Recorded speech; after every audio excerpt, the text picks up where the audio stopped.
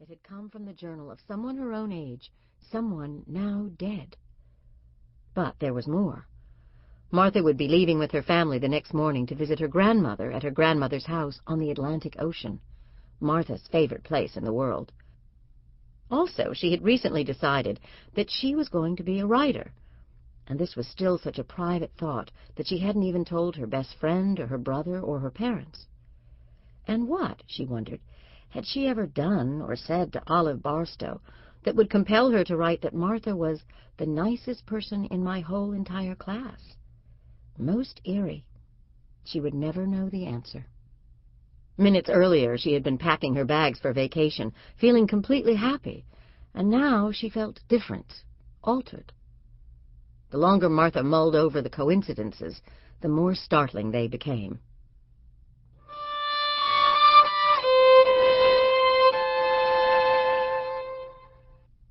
4.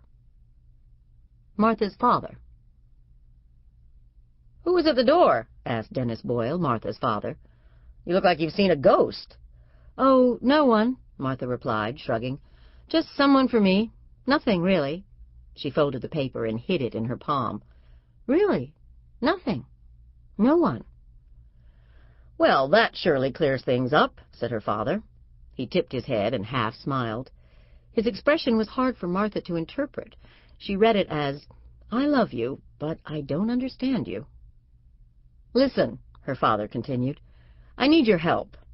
Lucy's still napping, and I have to go to the store to get a few new things, toys, books, whatever, to keep her occupied on the airplane tomorrow. I need you to watch her when she wakes up." "Sure," said Martha. "Your mother should be home soon, and Vince is at Robbie's house.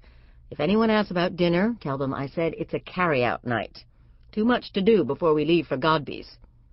He was holding a laundry basket heaped high with all sorts of things: clothes, newspapers, a rubber ball, dirty dishes, CDs, bottles of sunscreen, Lucy's plastic sandals.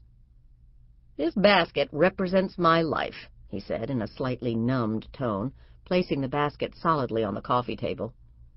"I'll be back." And he was gone. The summer seemed to be taking its toll on Martha's father. Whenever possible, he found an excuse to escape from the house by himself. He admitted that he was looking forward to the end of summer and the beginning of school. Martha and her older brother Vince would be away most of the day, of course, and Lucy would be going to nursery school 3 mornings a week. It was the middle of August. After Martha and her family returned from their vacation, there would be just 1 week for her father to get through before he'd have more time alone. Dennis Boyle had quit his job as a lawyer when Lucy was born, and had been taking care of her full-time for the past 2.5 years. He also had been trying to write a novel during this time, although no one in the family had read a word. Periodically, and with growing frequency, his face was darkened by thought. "The novel," he'd say. "I'm thinking about my novel." Martha hadn't told anyone about her decision to be a writer yet, mostly because she didn't want her father to think she was copying him. But she had given herself a deadline. She would tell him before they came back from Godby's. 5. Lucy. In her bedroom, leaning into the wall, Martha started punching the buttons on the telephone automatically. She was calling her best friend Holly to tell her about Olive Barstow's mother and the journal page, but stopped before the last digit and switched the phone off. She wasn't ready. After slipping the folded journal page into one of the side-zippered compartments of her backpack, Martha walked to Lucy's room. She tried to be as quiet as possible. Lucy was such a light sleeper that stepping on a creaky floorboard or speaking in a normal voice near her could easily rouse her. "I breathe too loudly and she wakes up," their father had often complained. "Other people's kids sleep through train wrecks." From the doorframe, Martha peeked at her sister. Lucy slept on a queen-size mattress on the floor that took up most of the room. The window shade was pulled, the room shadowy. It was almost like a game or puzzle to find Lucy. She was curled up against a pillow and nearly hidden by 5 other pillows, her quilt, a sheet, and dozens of stuffed animals and dolls. One doll in particular was Lucy's match in size and hair color. More than once in a similar situation, in bed, in the dark, Martha had, for an instant, confused the two. Martha couldn't shake Olive Barstow from her thoughts. She felt a stab of loneliness, the source of which she couldn't name. She cleared her throat, first softly and then noisily. She coughed. Lucy rustled, twisting herself into the sheet. Her eyes flew open, blinked. Like a fish surfacing, she seemed to be quickly making her way through layers, from sleep to wakefulness. "Lucy-Poo," Martha sang. "Oh, Lucy-Poo." Martha lay down beside her baby sister and nibbled at her soft pink ear. Lucy's head popped up. "I wake up," she chirped. "You did, and I'm glad," said Martha, twirling and twirling a strand of her sister's curly red hair. "You are the most beautiful baby in the world." "I, too," Lucy said emphatically. With a bounce, she rose to her feet, holding both hands, 10 fingers splayed. "2." "Almost 3," said Martha. "And how old am I?" "2." "No, I'm 12. Say 12. 12, Lucy replied, cocking her head and beaming. "I need to change your diaper," Martha said, scooping up her sister and squeezing her. "And then I'll take you for a ride in your stroller." "2," said Lucy. 6. The corner of Knickerbocker and Monroe. Because she had a purpose, Martha walked briskly, pushing Lucy's stroller through the neighborhood. The sun was hidden by clouds, then in full view, then blocked by trees or a house, then in full view again, so that it felt to Martha as if she were passing through a series of rooms, each room lit differently. It was very hot, and the humidity was high. One house they passed on Fox Avenue had beach towels draped over the front bushes to dry, reminding Martha that she hadn't packed her beach towel yet, or her bathing suit.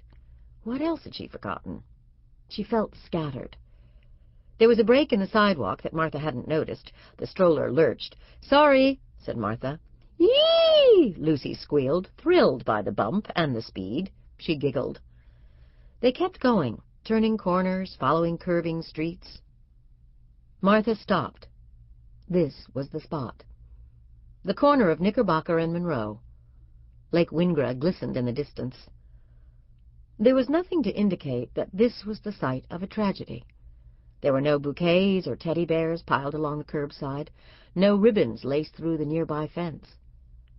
And now that Martha had arrived at her destination, she wondered what to do next. Why had she decided to come here? What had she expected would happen? She licked her upper lip thoughtfully. "Go, go!" Lucy demanded, waving her arms and kicking. "Just a minute," said Martha. She pushed the stroller ahead a few inches, then pulled it back.